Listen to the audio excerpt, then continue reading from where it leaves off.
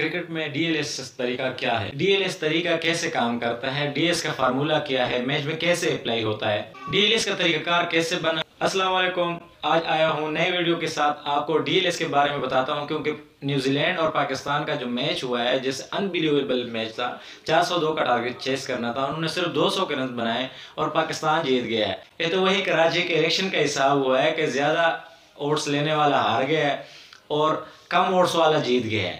تو اسی طرح زیادہ رنز بنانے والا ہار گیا ہے اور کم رنز بنانے والے جیت گئے۔ یہ کیسے ہوا، کیا طریقہ کار سے ہوا، ڈی ایل ایس کا مطلب کیا ہے؟ ڈی ایل ایس کا طریقہ کار بارش کی وجہ سے محدود اوورز میں رکاوٹ کو ختم کرنے کے لیے نکالا گیا تھا تاکہ اس کی کوئی نتیجہ اخذ ہو۔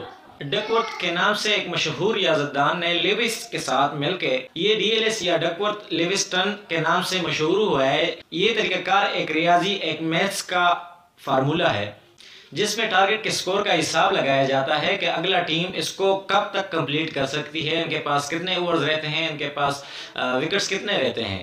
یہ جب بارش میچ میں خلل ڈال لیتی ہے تو تب یہ رول اپلائی کیا جاتا ہے۔ ڈی ایل ایس کا طریقہ کار ایک انگریز ماہر میتھس کا ماسٹر تھا، فرینک ڈکورتھ اور ٹونی لیوس نے وضع کیا گیا تھا، اور یہ ان کے نام پہ ہی رکھا گیا تھا۔ یہ 1997 سے پہلے دفعہ میچ میں اپلائی کیا گیا تھا، اس کا نام رکھا گیا تھا ڈی ایل، ڈکورتھ لیوس، بلکہ آئی سی سی نے اس کو 1999 میں صحیح طور پہ اپلائی کیا تھا اور اس اصول کو اپنایا تھا۔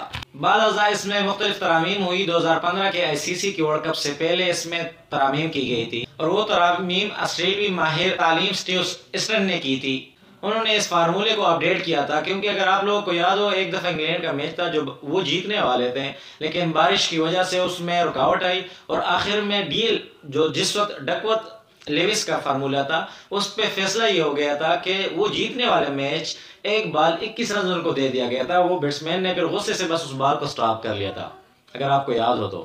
پھر جب اسٹرن نے اس فارمولے کو اپڈیٹ کیا تو اسٹرن کا نام بھی اس فارمولے کے ساتھ ایڈ کیا گیا، جس کی وجہ سے D Duckworth L Lewis S Stern کا نام سے دیا گیا ہے۔ ڈی ایل ایس کا طریقہ کار اتنا ہی دلچسپ ہے جتنا اس کے رولز خود دلچسپ ہے۔ جیسے ہی ون ڈے کرکٹ شروع ہو گئی تھی تو اس وقت تو ایوریج رن ریٹ اور ریکوائرڈ رن ریٹ کا حساب تو آلریڈی موجود تھا۔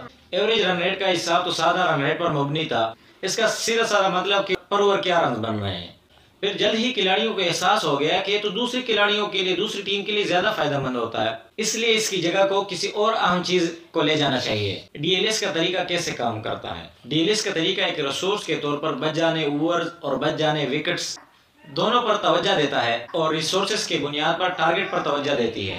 جس شرح سے ریسورسز ختم ہوتے ہیں وہ پورے اننگز میں مسلسل نہیں رہتی، اگر وکٹیں گر جاتی ہے تو ریسورسز یعنی وکٹیں جلدی استعمال ہوتے ہیں اور زیادہ گیندیں ڈاٹس ہو جاتی ہے۔ ڈی ایل ایس کا طریقہ دونوں ٹیموں کی طرف سے بنائے گئے رنز کا حساب لگا کر ٹارگٹ کا یا نتائج کا رزلٹ کا فیصلہ نکالتا ہے۔ اگر دونوں طرفوں کے ریسورسز برابر ہو، اوورز برابر ہو، وکٹیں برابر ہو، رنز برابر ہو، رن ریٹ برابر ہو، ٹیم 1 کا سکور ضرب ٹیم 2 کا سکور ایکول ٹو ٹیم 1 کے ریسورسز ضرب ٹیم 2 کی ریسورسز۔ انٹرنیشنل کرکٹ میں ریسورسز یعنی وکٹیں یا اوورز یا رن ریٹ کے جو ریٹ ہیں، قدریں ہیں، وہ عام طور پر عوامی طور پر دستیاب نہیں ہے، جو کہ وہ انہوں نے ایک سافٹ ویئر بنایا ہے، ایک فارمولا بنایا ہوا ہے، وہ اسی سافٹ ویئر سے کی جاتی ہے۔ اگر میں آپ کو ویسے فضول میں بتا دوں، جھوٹ بول دوں کہ 5 اوور رہتے ہیں تو اتنا سکور بنے گا، 1 وکٹ رہتا ہے تو اس کا اتنا پوائنٹس ملیں گے، ایسا کوئی بات نہیں ہے، یہ کسی کو بھی پتا نہیں ہے سوائے بین الاقوامی انٹرنیشنل کے جو سافٹ ویئرز ہوتے ہیں اس میں آپ فیڈ کرتے ہیں تو خود بخود وہ نکل آ جاتا ہے۔ ڈی ایل ایس کے طریقہ کار کے بارے میں سب سے بہتر بات یہی ہے کہ یہ اس حقیقت پہ بھی غور کرتا ہے کہ پہلے بیٹنگ والے کے دوران اگر پہلے اننگز میں بارش ہو گئی تو پہلے بیٹنگ والے کے سکور بھی بڑھا دیتا ہے۔ اگر اوورز کم ہو جاتے ہیں تو ان کو اگر پہلے سے معلوم ہو تو ظاہری بات ہے وہ تیز ہیٹنگ کریں گے، تو اس کے لیے جو ان کا سکور ہوتا ہے، مثال کے طور پہ 120 رنز انہوں نے بنائے 20 اوورز میں، 50 اوورز کا میچ ہے، لیکن میچ شارٹ ہو کے 40 اوور پہ آ جاتا ہے تو ان کا بھی 120 سے مثال کے طور پہ 140 پہ لے جاتا ہے، 130 پہ لے جاتا ہے، 150 پہ لے جاتے ہیں، کیونکہ ان کو تو نہیں پتا تھا کہ اس حساب سے کھیلنا ہے، ہیڈنگ مارنی ہے، وہ 50 اوور کے پلاننگ کے حساب سے جا رہے تھے۔ تو اس میں ڈی ایل ایس والے فارمولے میں یہ والا پوائنٹس بھی شامل ہے۔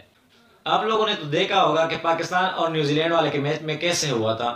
سیکنڈ اننگز میں پاکستان کو بہتر معلوم تھا تو وہ اس پوائنٹس کے ساتھ چل رہے تھے۔ اگر آپ لوگوں نے خیال کیا ہو تو 15ویں اوور میں فخر زمان کے پاس زمان خان آ گیا تھا اور انہوں نے ایک لسٹ پرچی دکھائی کہ یہ دیکھ لے اس میں ایسے ایسے پوائنٹس ہے، اس حساب سے ہم چلیں گے تو ہم جیت جائیں گے۔ پھر فخر زمان نے تھوڑا ریس اپ کر کے स्कोर एवरेज रन रेट बढ़ा दिया था, जिसकी वजह से पहले 10 रन आगे थे, लेकिन जब दोबारा मैच चालू हुआ तो फिर उन्होंने थोड़ा से और फास्ट किए हैं। खासकर ईशान सऊदी के खिलाफ उन्होंने जो ओवर में 3 छक्के मारे उससे वो और आगे गए, 21 रन आगे चले गए थे। उम्मीद है कि डीएलएस का जो तरीकाकार है वो आपको समझ आया होगा। वीडियो अगर पसंद आई हो तो लाइक एंड शेयर जरूर कीजिएगा और चैनल को सब्सक्राइब करना बिल्कुल ना भूलिए। अल्लाह हाफिज।